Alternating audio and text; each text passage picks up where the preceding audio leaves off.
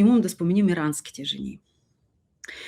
И свалянето на режима, аз мисля, най-много искат те и най-много би трябвало да се направи, ако да се защити техните права.